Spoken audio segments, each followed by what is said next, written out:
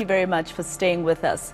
Now, Gauteng Human Settlements and Infrastructure MEC Ndlovu wants an urgent probe into the 37 million rand waterfall mansion linked to Deputy President Paul Mashatile. According to a News 24 report, the house was paid for by loans from the Gauteng Partnership Fund. The Gauteng Human Settlements Department expected to release a report on loans allegedly issued by the Gauteng Partnership Fund to a company linked to Deputy President Paul Mashatile's son-in-law, Mncedisi Ndlovu. In July, the MEC Ndlovu ordered a probe into loans totaling an amount of 30 million rand to Ndlovu Investments. And in this regard, I've decided to appoint MEC into the position of MEC, Mr. Paul Mashatile, who you know is currently a member of National Parliament. So early June 2024, I released a video based on Paul Mashatile's scandals on the misuse of over 491 million rands that belong to the state. In the same video, I exposed other companies and individuals that were part of the criminal activities which led them to threaten to take me to court, which they failed to, and just decided to take down my video when it was already running close to 35,000 views in just a couple of days. Now, being the guy that I am, I decided to handle this situation in such a mature manner and release the remastered version of the rise and fall of Paul Mashatile. Stay tuned and find out about the full information that they are trying so hard to hide from us.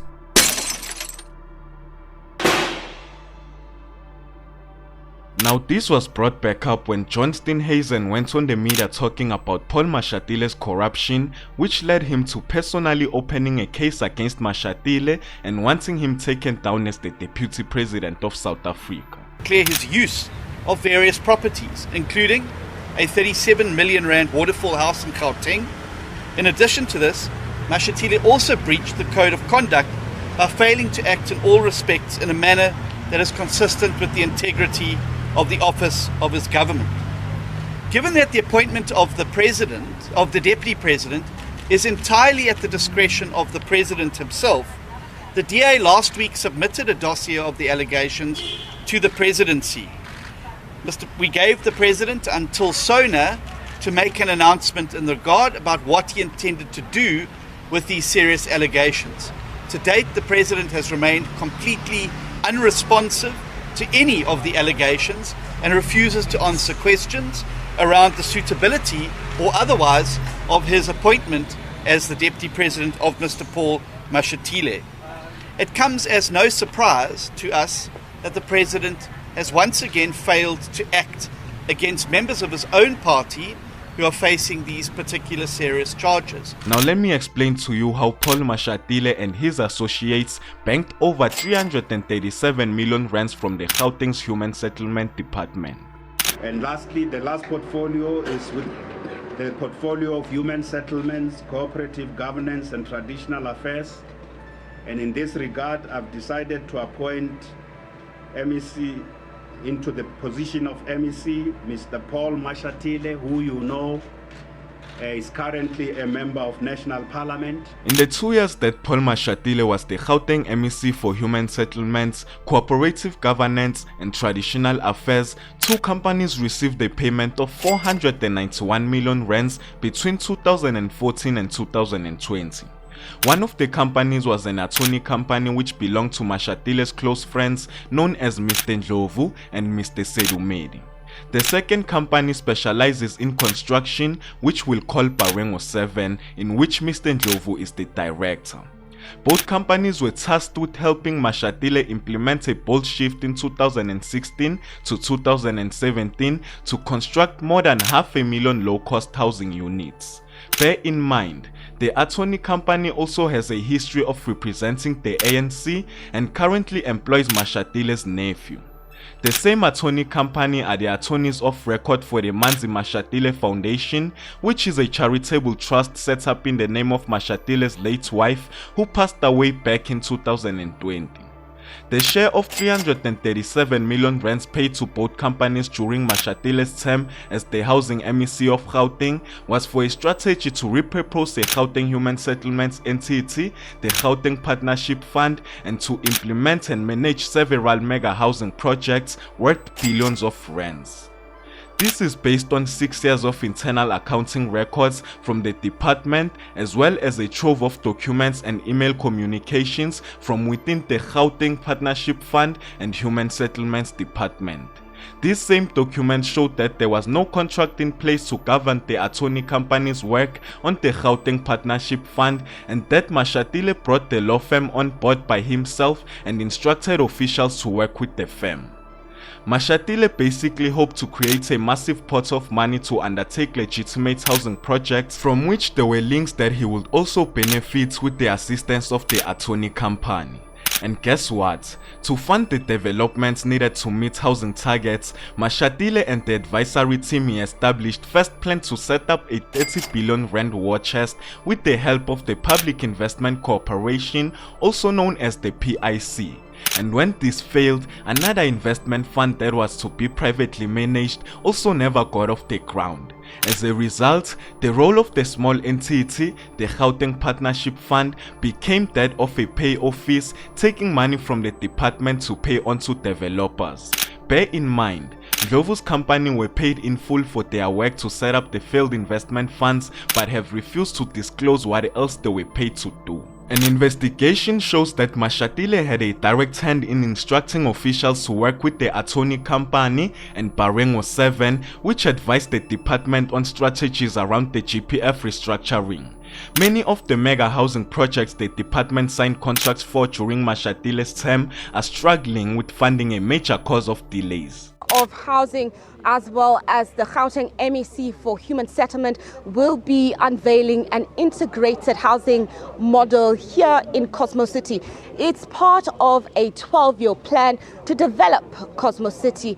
As you'll recall, that there's been quite a number of protests with some of the residents saying that they want upliftment and upgrading of their houses, and this has been government's call to respond to some of the challenges that the citizens in that particular area have been raising over the past couple of years. And now to talk to me a little bit more about this issue is Gauteng Human Settlements MEC, Mr. Paul Mashatile. Thank you so much for joining me. This project has taken 12 years to come to fruition. Just give me a little bit more context about the project. Well, Cosmo City was our first integrated housing development project since 2004. So here you've got bond houses, rental houses, the normal giveaway houses that we used to call RDP houses.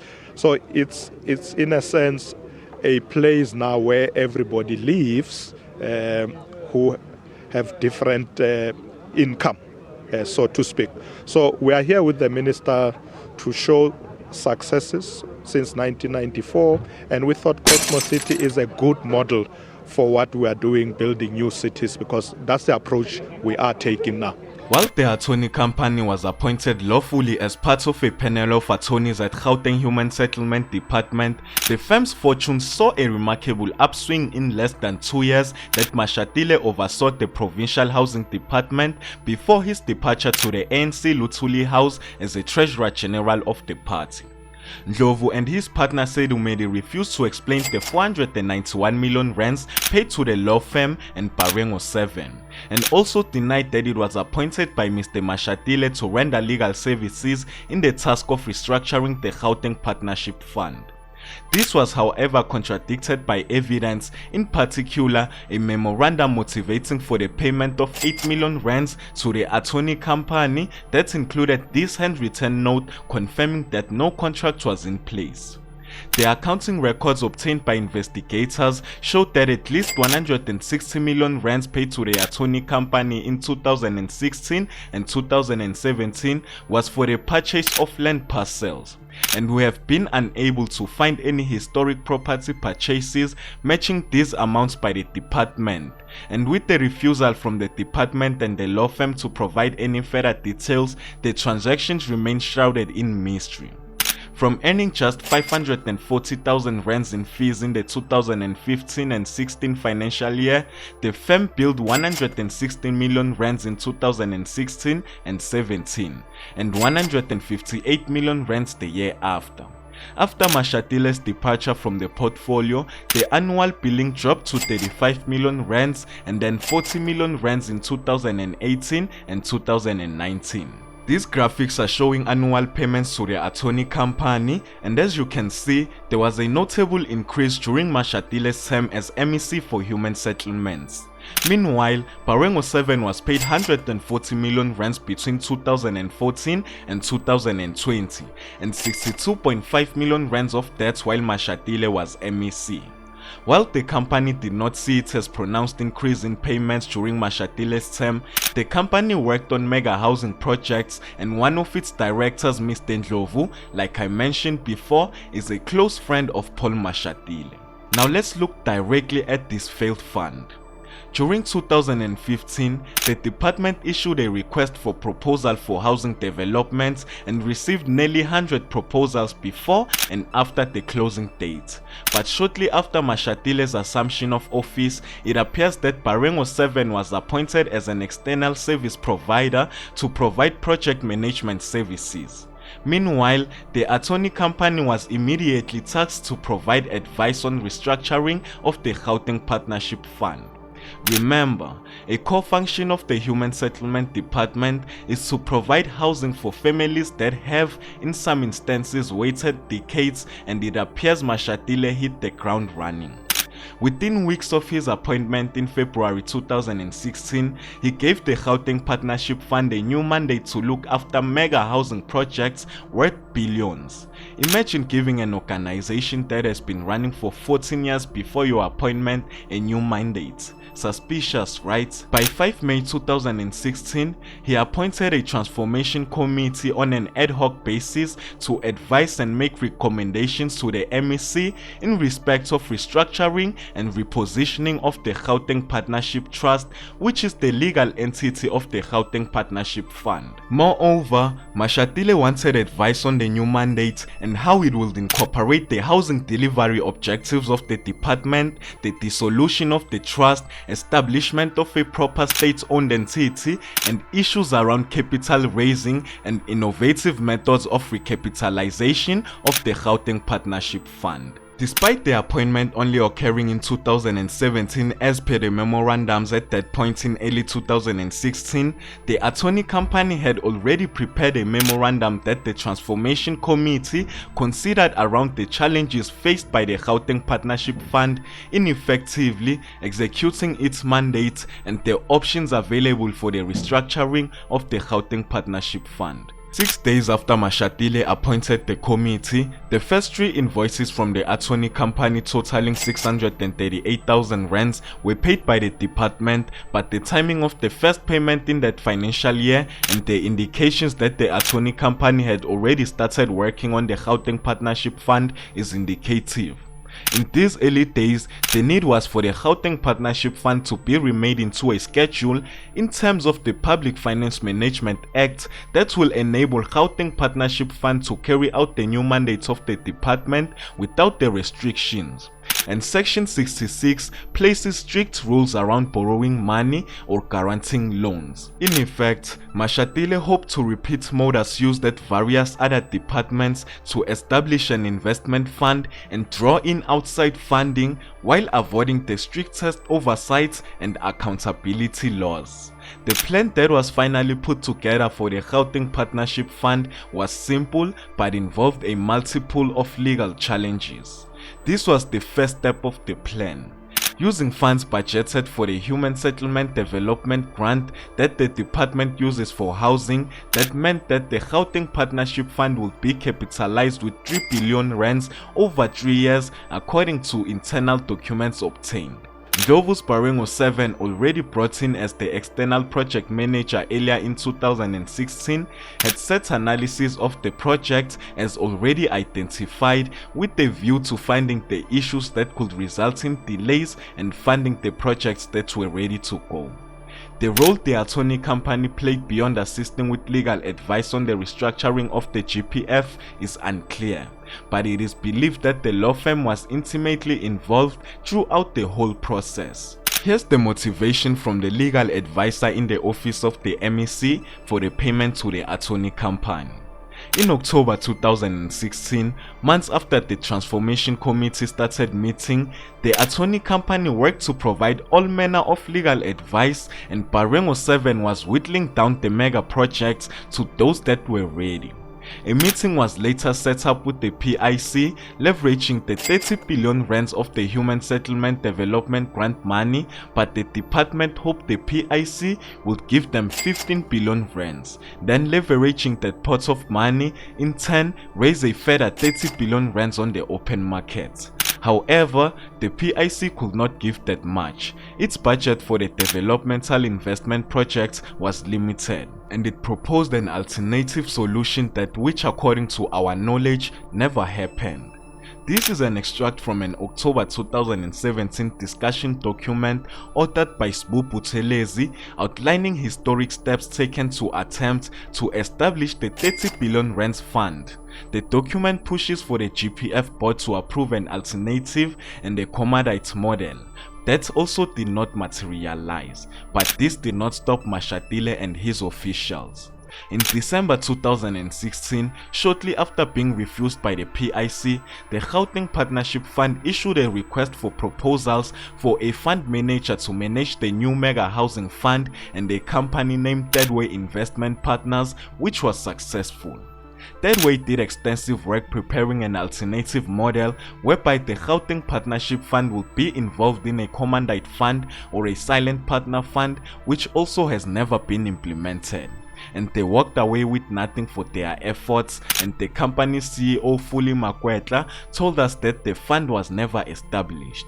Apparently, the department had already signed implementation protocols with the GPF in early 2017, mandating it to look after mega projects. Meetings, legal advices, and further culling of 76 mega projects found through a request for proposals process in 2015 was carried out by Parengo 7. The work by Thirdway and to internally establish an alternative fund continued throughout 2017. During June 2017, Mashatile approved the establishment of the GPF as a statutory entity, work that again seems to have fallen by the wayside as the GPF remains backed by a trust. Also during 2017, numerous turnkey agreements were signed with the project developers previously identified and checked again by Parengo 7. Some of the projects identified for current and future viability included projects and land owned by some of Mashatile's associates and companies previously revealed to have assisted in donating money to the ANC, or company directors making payments to Mashatile's romantic partners. Despite their apparent failure to establish their larger war chest by December 2017, money started flowing to the Gauteng Partnership Fund for mega projects. Between December 2017 and March 2023, 4.4 billion rands in Human Settlement Development Grant money was paid to the Gauteng Partnership Fund that has in effect acted as a pay office, paying the grant money onto developers on projects identified and agreed on in 2017 with the little evidence of any value added by the Gauteng Partnership Fund.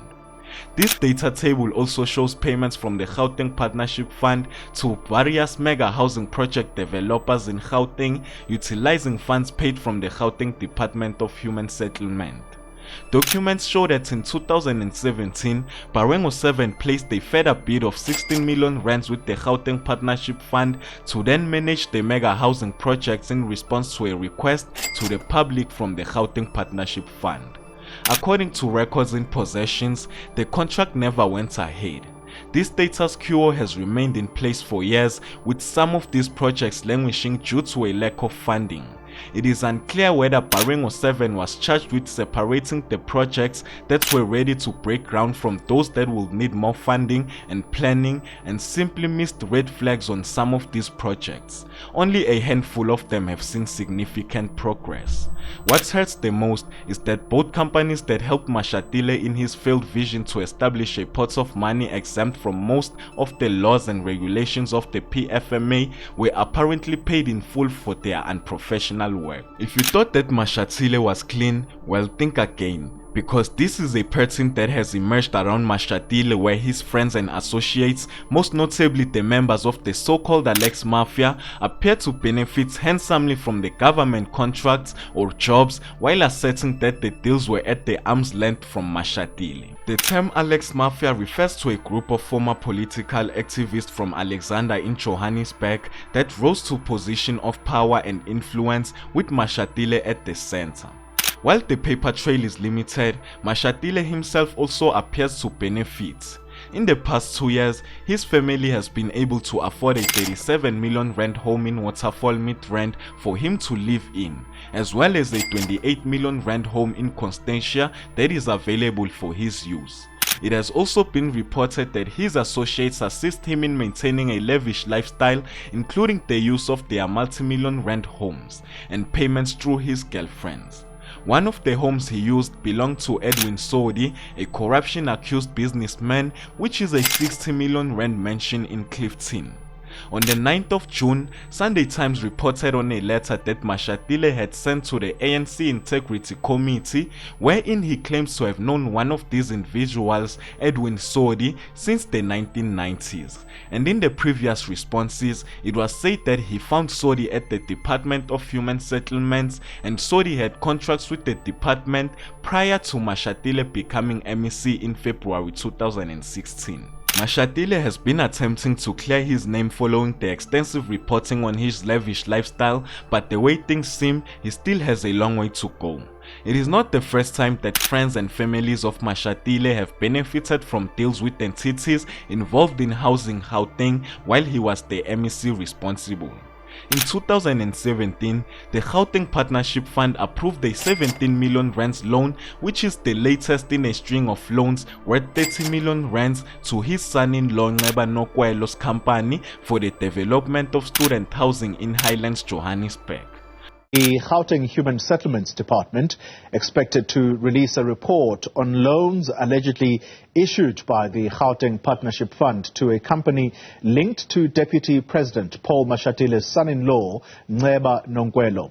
In July, the MEC Lebogang Maile ordered a probe into loans totaling an amount of 30 million rand to Ndlovu Investments. Now, the investigation focused on tender irregularities and whether due process was followed. At that stage, the project was already 4 years old, and previous funding of the project had not resulted in any significant construction progress. It was after an investigation that revealed the existence of the loans and a waste of projects which the Gauteng Partnership Fund should have backed out from. But due to a lack of evidence, nothing could be determined around possible irregular influence by Mashatile on the Gauteng Partnership Fund board. Ndlovu still owes the Gauteng Partnership Fund roughly 7 million rands for the failed project, despite his other companies funding luxury property purchases worth more than 60 million rands in the past 2 years. So there it is. Mashatile swiftly took hold of the Gauteng Human Settlement Department in 2016, shortly after his appointment in the portfolio for the second time in 2 years. Then, with the help of 2 companies linked to Mr. Ndlovu, Mashatile attempted to set up a 30 billion rands fund to finance mega housing projects, and the fund would have been exempt from the strictest public finance rules and regulation, but it failed to get off the ground. And yet, with the 2 companies, they still walked off with over 337 million rands in their pockets, in which they used to maintain their lavish lifestyle. Mashatile remains the Deputy President of South Africa, and I believe that there is a lot more coming. Well, these are the things I go through to get the truth to y'all. And if you reached until the end of this video, let me know what you think of this down in the comments. My name is Jay, and this is Moment in Future, pulling you into the truth.